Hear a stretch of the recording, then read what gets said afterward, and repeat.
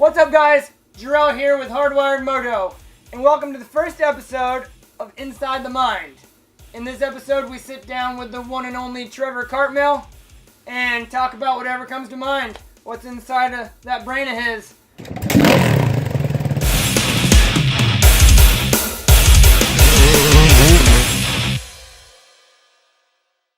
I didn't plan on shooting this when I flew out there to Florida, so I didn't have my voice recorder.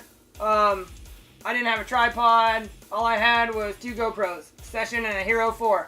So this is all shot with that, using that audio. I apologize if the audio isn't great. I just didn't want to go home and regret not having the interview. I think it turned out pretty good. Actually, I kind of like the vibe of it. The fact that it's super relaxed and not really scripted or whatever. Hope you guys do too. Never want a soul of regret from senseless fears. There's something inside me and it's antagonizing. Take all your shots and never stop, not until a headstone shows you've had enough. Don't let up your fighting till the white flags are flying. How bad is it gonna look when holding the fucking thing? Get your little notebook out there.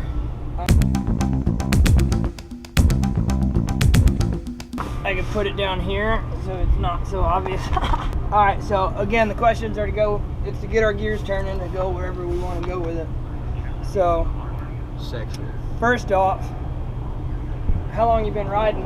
A total of 19 years I've been on a bike. I think it started in the year 2000. Started out racing, grew up racing. I raced until I was like 8 years old to I think 15 or 16.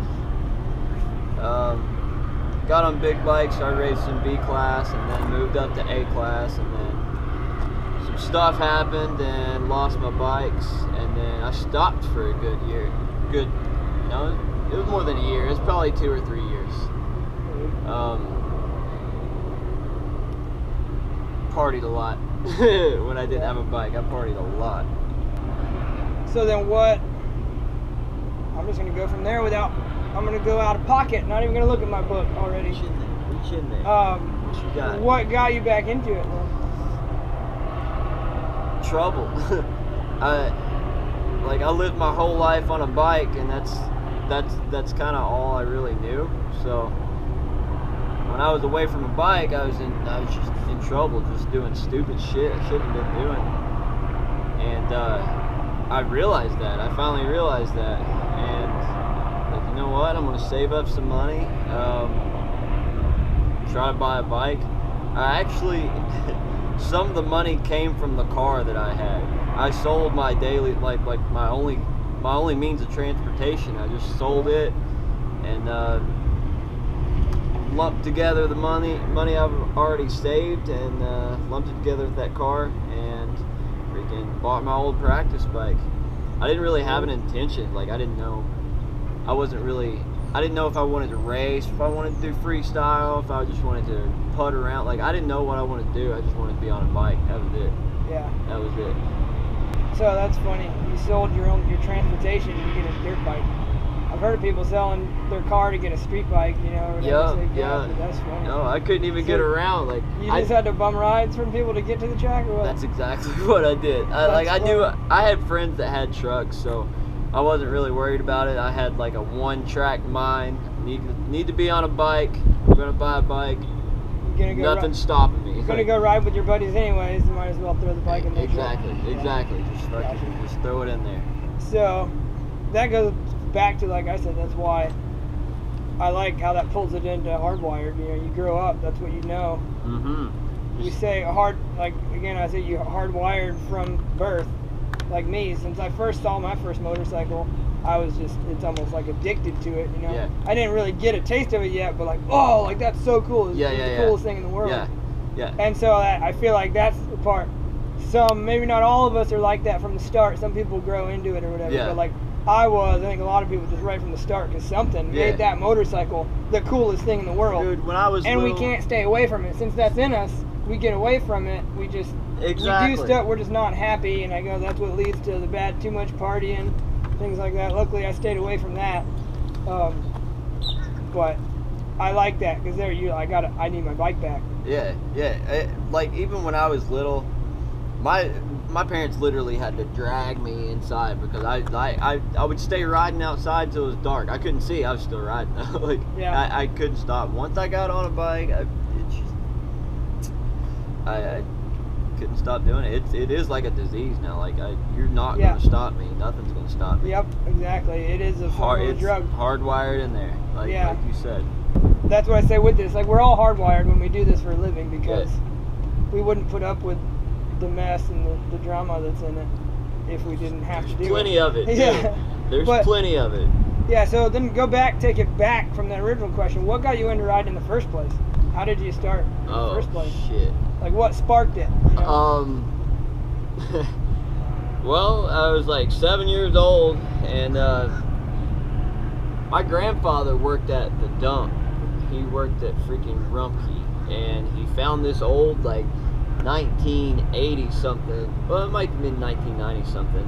Just really old Yamaha PW80. It was the yellow ones, like the year of the yellow ones.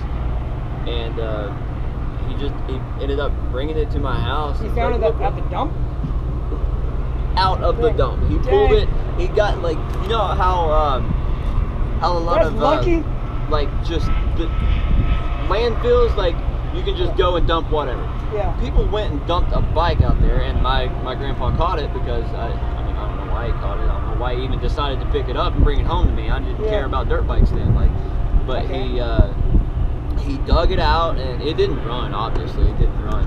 I was gonna ask. Yeah, he was like, he brought it to my dad, and he was like, "Think you can fix this thing? Maybe he can ride it if y'all can get it fixed." My dad had it running in like 2 days. No shit. Yeah, and like we actually had, it didn't have a seat on it. He brought it in without a seat, and we had an old banana seat, like you know those old Schwinn bicycles. Yeah. We freaking duct taped a banana seat to that thing, dude. And just ran it like that. The only way it would run was with carburetor fluid. What's that stuff called? Starter fluid? Yeah, starter fluid.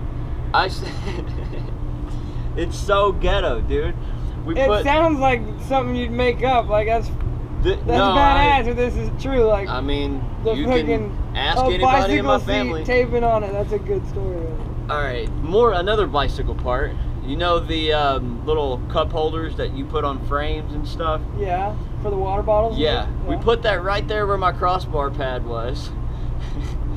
Kept the starter fluid right there in the little cup holder because like it would run for a little bit, but you got to keep spraying the starter fluid into the carburetor. So every time it died, I'd be like, fire it back up, keep going. At 7 years old? 7 years old, dude. He was like, so no filter? No, nothing. No, it's just you sprayed the starter fluid in there. That's awesome. My dad taught me how to do it. He was like, if it dies, just spray a little bit of this right there, and it should start back up. That's every time. Like, so you got like a good few minutes each time you did that, or what? It would last actually like it lasted like 20 minutes, and I'd just ride around the yard, and I started doing like just crazy, stupid stuff, being a little daredevil.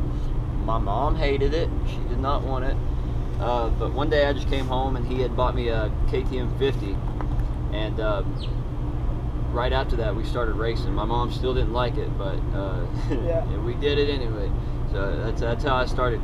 That's how it all started. Like we didn't know. We just showed up at a track, didn't know what we were doing. He was like, he kind of asked around, try to get the feel for what it was all about, and we figured it out, and it was every weekend after that. Like it was just a blur. Was it the same? Like you're addicted. Hey, can we go ride? Yeah. Can we go ride? Yeah. Oh yeah. Were you? Because around the house, you say, because was it fueled by you, or did your dad want you riding? Like once you rode that BW, were you the type that was just on it all day? They just saw how I felt about it. Yeah. Every year for Christmas, I would started asking for something. It all had to do with dirt bikes. Yeah. So they saw my passion for it, and they kind of they let me do my thing. They sat back and looked at what I wanted, and they supported that. Like they just kept doing that. They didn't force me to do it. They didn't like make me. Hey, I bought this bike. You're gonna race it. You know, like I wanted to do it. I kept wanting to do it. I couldn't get enough of it. Nice. And then, so that, you were pretty much nonstop from there, climbed up the ranks, and that's how you got up to, you know, you said, what, Yeah. A class? Every weekend, yes. Every single weekend from 8 years old to 15 years old, 16 years old, something like that. So at 16, you were A class. Yeah. That's rad. Like I was winning the local A class. Like I wasn't freaking.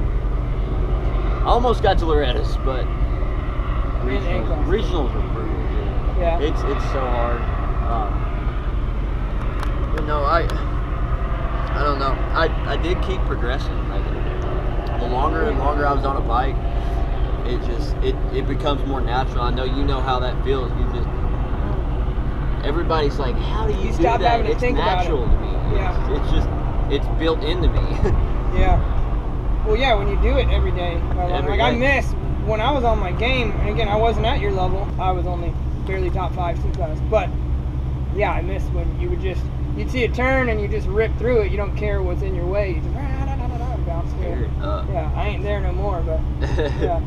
It's fun sometimes to go out and ride. Just like I need to ride on a track. I haven't rode on a track in so long. Like actually tried to do what I was doing back when I was racing. Yeah. Like, it's just I've gotten really lazy since I've Well, been that's doing the thing. shows. Kind of we talk about. You get a little bit drained out doing this. Yeah. And then you get home and you sort of need a break. You don't want to ride once you get home. If you're doing it as much as you've been doing it. Like me, I Sure. go home, my buddy will probably talk me into going riding the hills or something this weekend. Yeah. And better I'll be go. fine You doing it, better but go. that's like I said, it keeps me wanting it all. Yeah. Because I get to do the different types Yeah. of riding where I'm at, so that I'm still pumped to hit a ramp again. I don't Yeah. get burned out from anything. Exactly. Because I'll hop from ramp, like here a show, then I'll go home, I'll ride the mountains, then I'll Yeah. be on my street bike, Yeah. and then I'll be back ramp and just kind of, basically I ride the ramp on my own, and then when my buddies ask me to go ride, that's when I'm riding the hills, and it keeps it all fresh. You need a second bike But it though. keeps you on a bike. Yeah, you need a second bike most of the time. If you're going to be riding on the track, you need a second bike. Yeah. Because the freestyle that's not a lot of fun. Yeah. But I let's don't see. like my freestyle bike being ragged out. It sketches me out. Yeah, well that's another thing. You don't want it ragged out, but you also it's terrible. You can't do what you used to do without the bike set up for it. Exactly. You can, but it's like super sketchy. I did it first. It was not good. And I'm freaking peeling. I don't know how I got a sunburn on my freaking thumb. I guess other types of riding. You do much like street, or obviously you race. You've been full time freestyle as far as I know. Yeah. Lately. Yeah, lately full time FMX.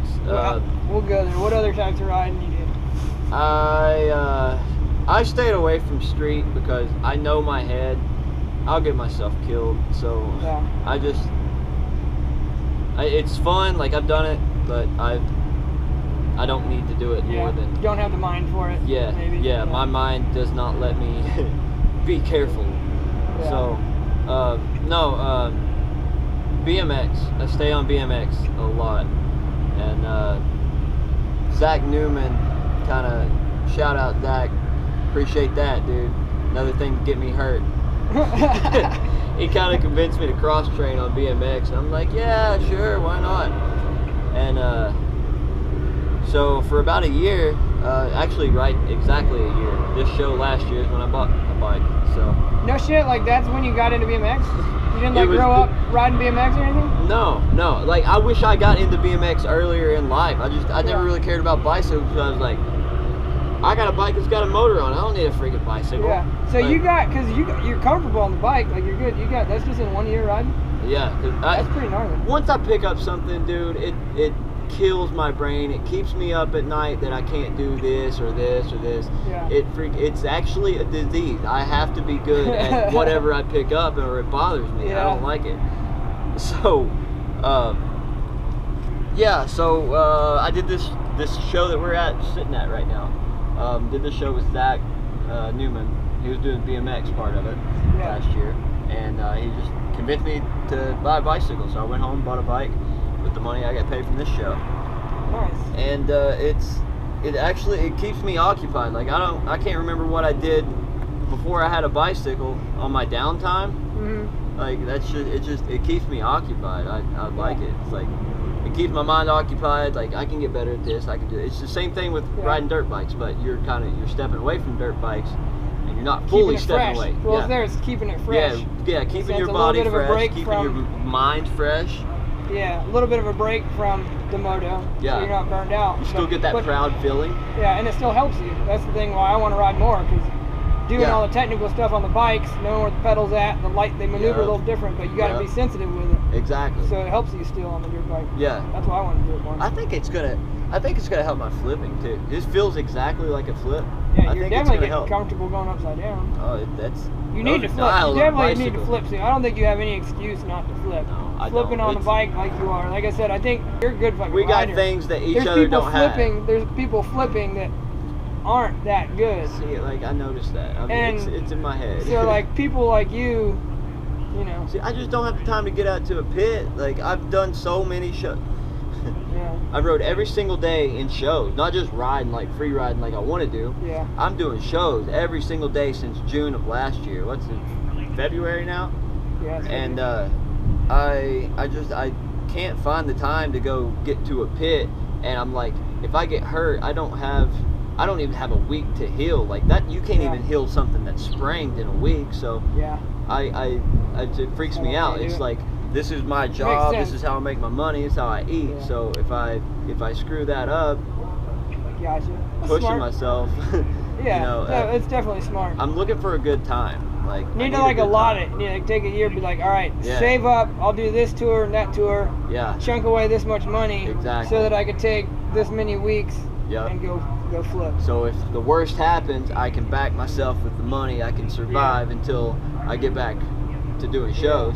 But if it goes good, then I can just make more money. Yeah, well, because that's the only thing. I mean, flip, no flip, you know, like I said, it's a shame the flip is easier than most upright tricks. Yeah. I'm struggling with my upright so much harder than the flip. Like, again, you said, good compliment, I'm flipping dialed, but look at my KODs. You know, look, even rock solids, like no knacks, they're terrible.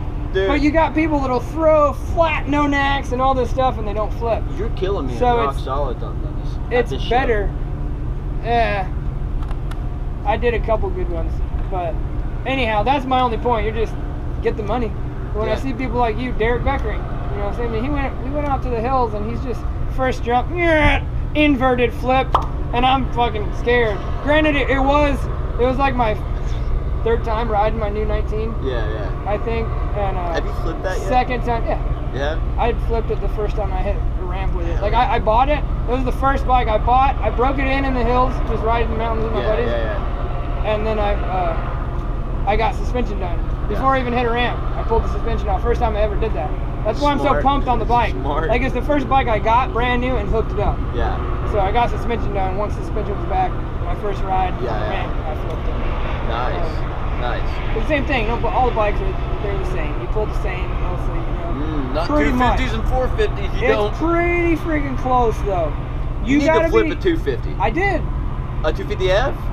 Oh, a 250F. Yeah. Go flip one of those. Okay. All right. The same class.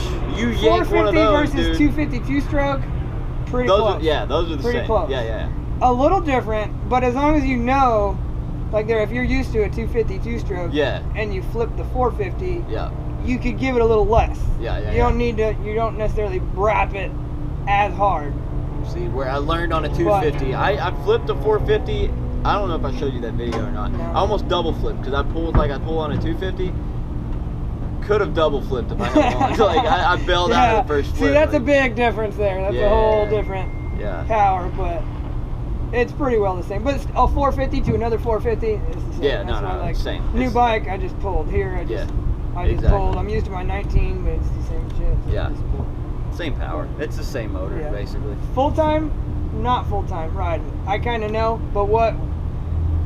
Yeah, are you full time moto? Do you have any other kind of jobs to make ends meet? Back and forth. My income mainly is freestyle motocross. It's been that since the end of 2016. So it's been about 2.5 years. The majority of my income is doing shows. When I'm at home, I don't do much when I'm at home. I'm just sitting there, like not doing anything. So I picked up a subcontracting job where I install people's internet.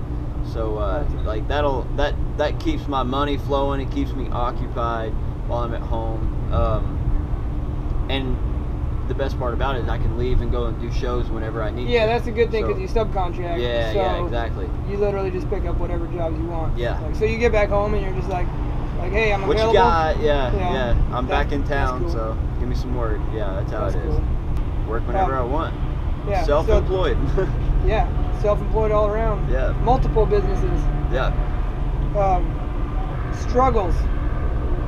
You got, I know, like, the stuff This here. life is a struggle. Yeah, people get banged all to hell riding, but they don't stop. You know, I think some people don't get it. People get, pretty hurt, and I'll say outsiders, people that aren't really in it, they didn't grow up with it. They're like, why do you keep riding? Or some people do stop riding. The weekenders are like, oh, I broke this, I sold my bike. But the people, again, that are hardwired, the people that grow up into it, you just keep going. Why?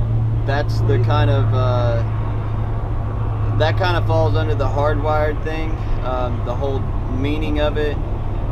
They also mention this it's a movie on Netflix, freestyle motocross movie. It's called Unchained. Yeah. They talk about this in that movie.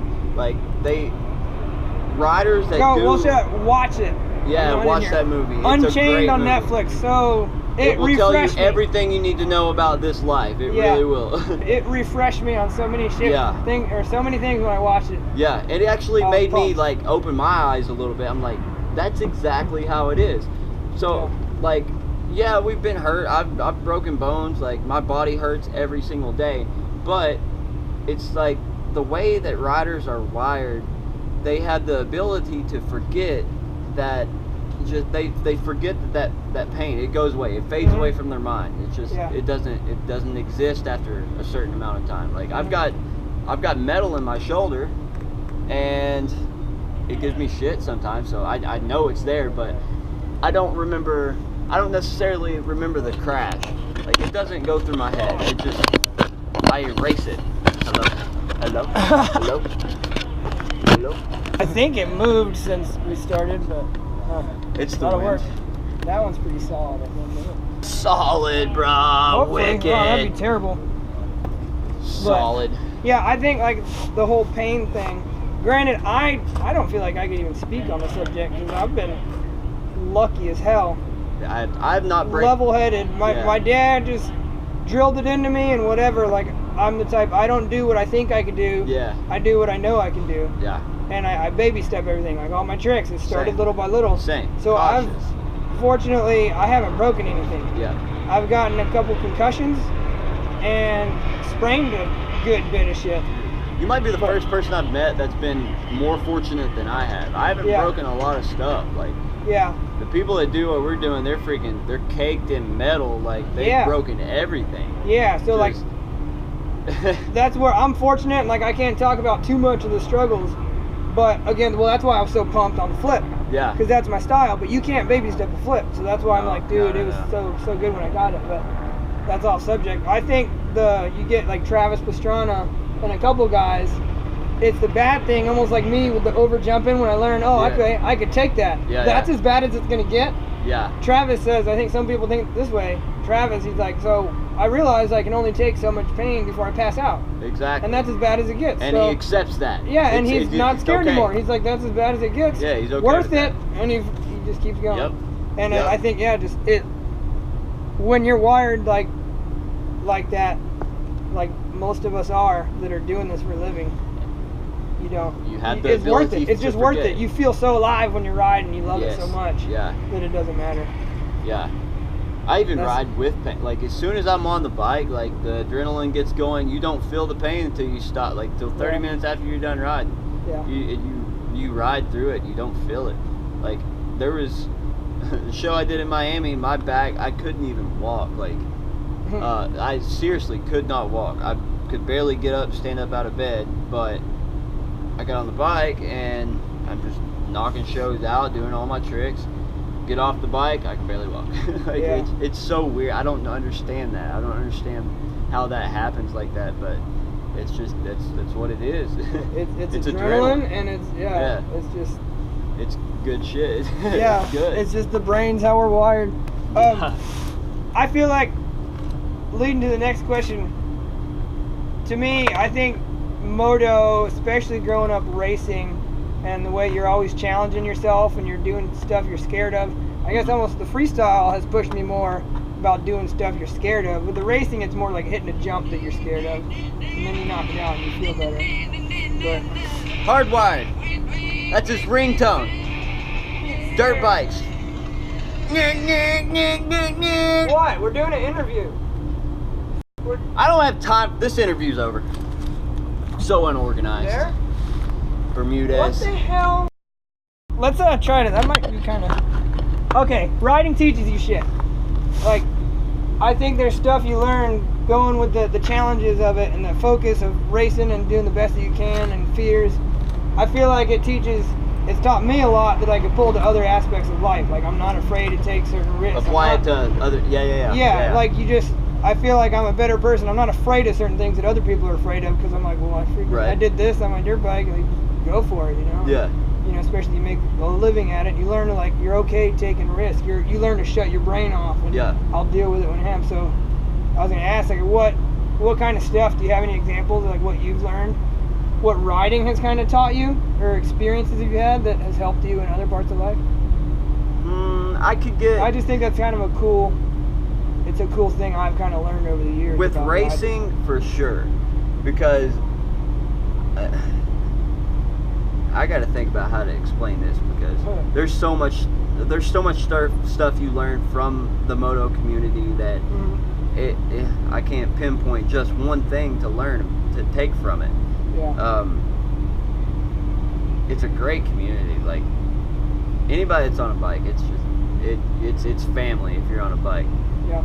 So there's some sour apples, but that's how I think about it, because, you know, there's people that piss you off to ride. That's in every sport. And it's every sport, and, like, I still kind of think of it, because really there's some guys that really drive you nuts, but then when shit goes down and they need some shit or shit's bad, people still usually step in and be like, hey man, sorry, you know, whatever before, let me help you with this. And so they're like the step cousins or whatever that, like, you don't necessarily want to hang out with all the time, but they're still family. Yeah. So which goes back to, it is literally, I do believe it's a big family. Yeah. You don't always love each other, but you still care. Yeah, because we're doing the same thing. You share the same. Yeah. We're all about the same thing.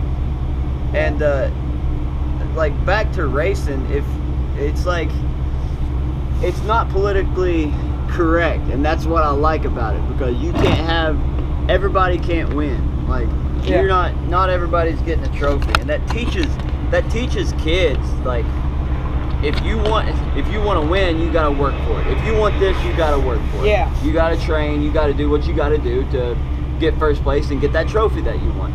Like, that's the value. I think it's the best to come from the moto community. Get in that what you put great in, values. kind of thing. Yeah. I think that's something that's perfect. I think that's one of the things I thought of recently that I like to put out there. Yeah. My idea with this is I want people to come across videos like this that don't know the sport that much, that are getting into it, parents, you know, whatever, kind of. It's sick. You should try it out.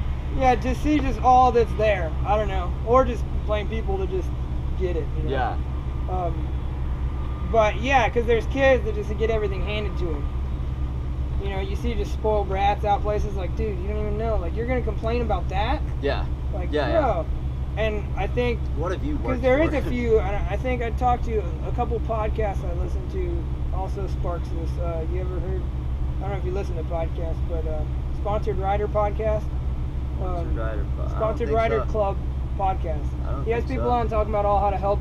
It kind of helps them with how to get sponsors, what to look for, and just kind of various moto related stuff, and sort of how to make it. Yeah, and kind of just how to help yourself make it, kind of how to market yourself for the up and comer, and how do you contact people to get sponsors and whatever. But anyhow, the guys, there were some people talking on there. You learn that work ethic, and then a lot of them end up being successful in business. Like, this guy started his business because you apply the same values to it. You train, you practice, you win. It's already you in work your head. hard. Yeah, you work hard. You practice your job and your skill. Your business, and then you get successful. Yeah. And I kind of like that. Well, hopefully it works out for me trying this hardwired moto stuff. I'll get better at the filming. If you guys could see my tripods right now. That's the hardest part of this, is trying to get the angles and trying to film everything. And quick clarity, we're winging the hell out of this. I did not bring what I needed, so audio, whatever, I'm sorry, it'll get better, I promise. But I didn't want to not interview Trevor here. I'm pumped he's the first one, because he's fucking pretty interesting. Dude's been through a lot of shit. But yeah, so we're knocking it out however we can. Killing it. That kind of was answered. How do you feel about the risk involved? Worth it. That's pretty much you're not going to stop me, put it that way. Yeah, cool. If I could stop, I would, put it that way. Yeah. If I could make myself, I would do it, but would you? See, I'm back to, I did what I don't want to stop. No, I don't want to I want a business. I probably should, but so I'm that not I going can. to. I want to know I can. I want to have income where I don't have to ride to make income. Yeah. But I don't want to stop. I just want to know it's a choice. Yeah. All right, perfect. Anything you want to share with someone who doesn't ride yet, but is thinking about it, is interested, or kind of wants a bike, or anything like that? Anything you want to share? What do you think about it? People what that do you like recommend? doesn't have a bike at all and they're wanting to get into it. Yeah, you kind of do it both ways. They're wanting to. They think it's cool. Hey, maybe I should get a bike. I got a coworker that is about to get a bike. He sees some stuff I do, and then my buddy's going out riding. I taught him how to ride on the little pit bike. Yeah. And he's wanting to get a bike. So kind of just general. If there's stuff you've come across, like, man, that kid shouldn't do it that way, or like, I wish they would know this. I think everybody should dip their toes into it. Like you said, your coworker sees what you do, and he's kind of wanting, like, you're inspiring people, and you don't ever want to stop that. You don't want to stifle that. So by all means, dip your toes into it. If I've seen a lot of people that they'll get into it and they'll get right back out, but it's good that they experienced that. They got to decide for themselves that, hey, maybe this isn't for me, but you still tried it. That's the thing.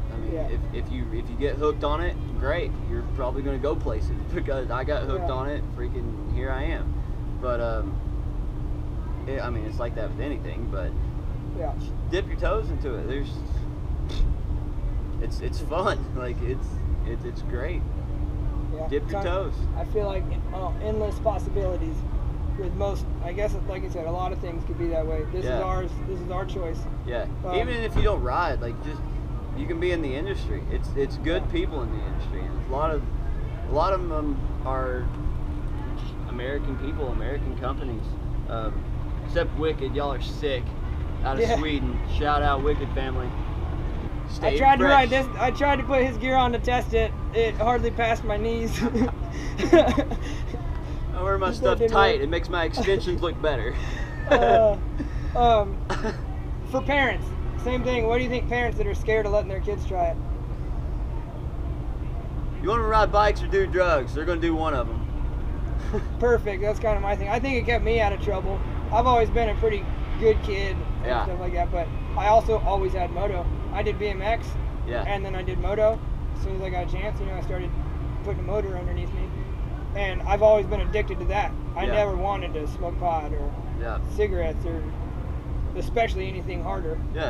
I never wanted to, because I just wanted moto. Your focus was there. there. And I wanted to do that. So I think that was kind of easy for my parents. Yeah. And that's the thing. You keep kids from what they want, especially if there's kids that really want it. I feel like I've seen people get pissed off about it, whatever. They don't got nothing else. You add one, they don't have that passion.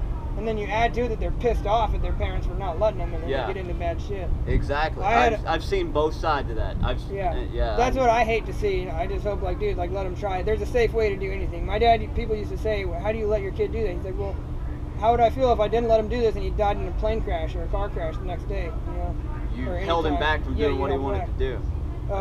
My cousin was X Games level BMX, and his mom wouldn't let him go do ride or whatever. You fast forward, I don't know if he was doing drugs. I think he was just drinking a little more, but like kind of not the best path. You're about I'm to not bring very up close another to subject too. I'm not real close to him. Let's try it, because I suck at filming, and that might die. Let's knock a couple things out. Yeah, rookie.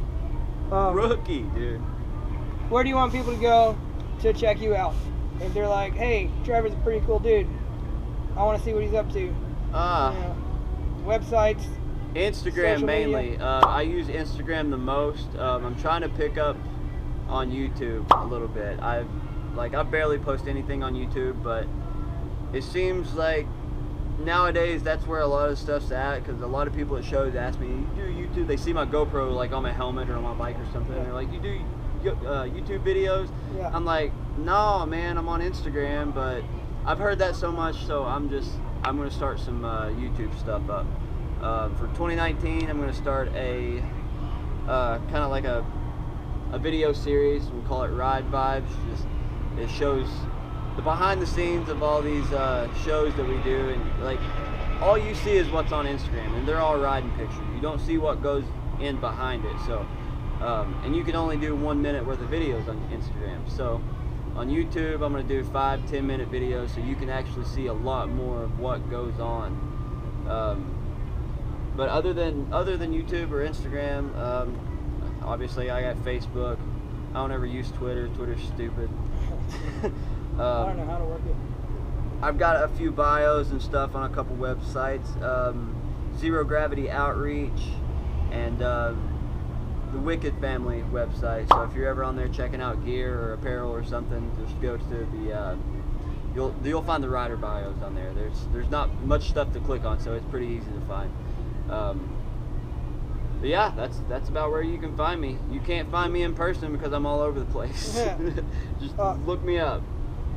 Alright, so shout out time for sponsors, friends, events, anything you want to put out there, thanking people. Like I say, I want to help put sponsors on blast that take care of their riders.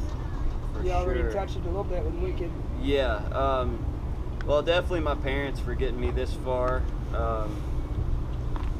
My dad did everything he can. He's not really doing much now, but he did everything he can when I was growing up, and that's kind of how I had the skill that I have now. My mom's backed it 100%. She absolutely hates that I huck myself into the air, but she lets me do it because she knows she can't stop me, and she knows I love to do it. But she supports it 100%. Sponsors that help me out, obviously the Wicked Family, sick stuff. True MX, goggles, keep me seeing clearly. I don't always see clearly, but you know, they help out. Let's see, Dialed Suspension, I just picked him up here recently. Owner's name is Danny Dunn. Check him out if you're anywhere near Kentucky. Check him out. He is. There's a reason he's called Dialed Suspension. He's good. I was like, fuck this, and then I was really fucking pissed. Was the guy at the every gate? Fucking people. What? Was that Dick at the gate? No, no. In the middle of an interview. Yeah. You ruined it. Fuck that shit up. Fucked it all up. Did you get out? So that's Sarah. Yeah, he can. Dialed making Suspension. you It's in Kentucky. You do that at night. You ever need your suspension done? He knows exactly what he's doing. He goes above and beyond. Like I'll be sitting in my house, it's like midnight. He's like, dude, I figured this out about your suspension. Like that's the kind of guys I want on my team. Mototech trailers, always giving me goodies for my van. Sarah behind the camera being ignorant. I mean, I know you. Told you we're winging this interview. Not very We're scripted. I have notes, but they're very basic. Oh my I god. don't Did she fuck up all your sponsors? Is the van? Ruined What else it. you got? So Mototech. Our battery's about to die. That's Yeah. why I'm trying to hurry and finish. Brah. Ah.